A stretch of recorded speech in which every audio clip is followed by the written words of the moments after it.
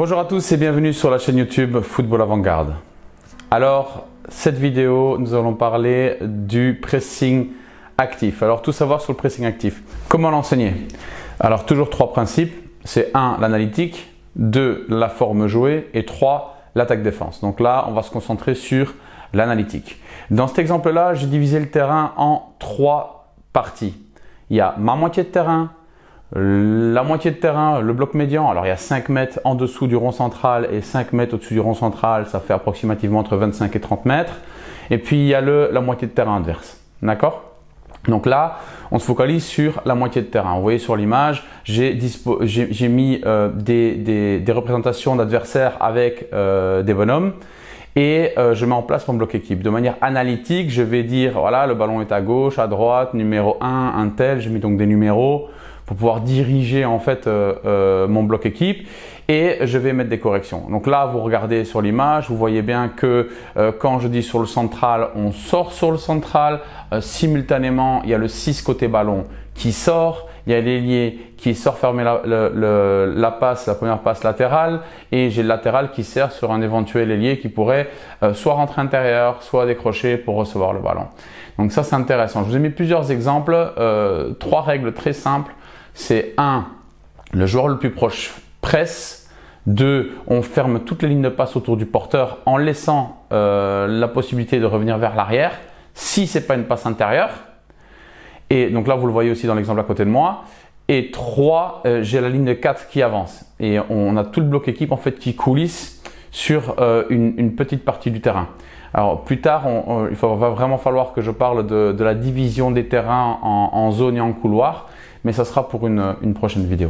Donc ensuite, vous allez voir une animation sur ma moitié de terrain.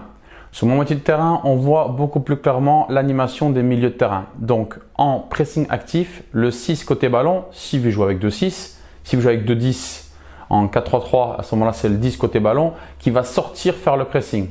D'accord? Si vous jouez en 2-6, donc en 4-2-3-1, 4-4-2 à plat, etc., à ce moment-là, vous avez le 6 côté ballon qui sort pour presser et l'autre qui vient compenser derrière. Attention! Il vient compenser derrière pour fermer les lignes de passe vers l'attaquant.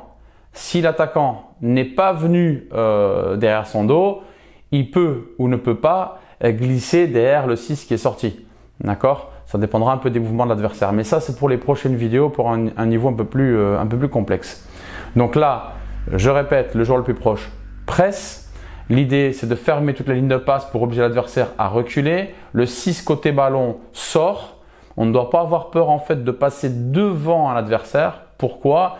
Parce qu'en fait, on peut éviter que le ballon lui arrive en fermant la ligne de passe. Et vu que le bloc, la ligne défensive avance, on va mettre des joueurs hors jeu et ça va nous permettre d'être beaucoup plus compact et d'empêcher en fait cette réception du joueur dans notre dos. Et donc après, je vous ai mis l'exemple de ma moitié de terrain au terrain adverse. Donc c'est la totalité. Je vais aussi vous mettre l'exemple du haut niveau pour vous rappeler un peu vers où on va. Là, vous verrez que j'ai mis beaucoup plus de bonhommes sur le terrain. Pourquoi? Parce que je simule en fait les différentes positions de mon adversaire sur un terrain en entier. Donc c'est vrai que ça fait beaucoup de bonhommes à planter. Vous pouvez mettre des cônes, vous pouvez mettre des piquets, vous mettez ce que vous voulez.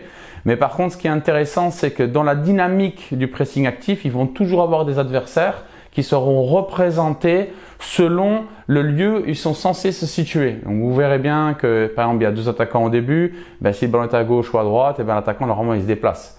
D'accord? Donc ça permet d'avoir toujours la référence de l'adversaire.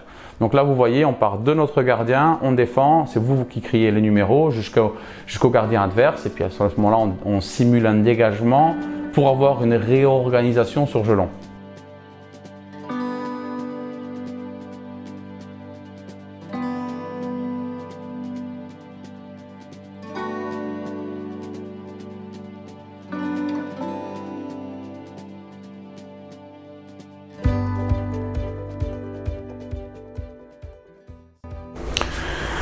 Alors, la forme jouée.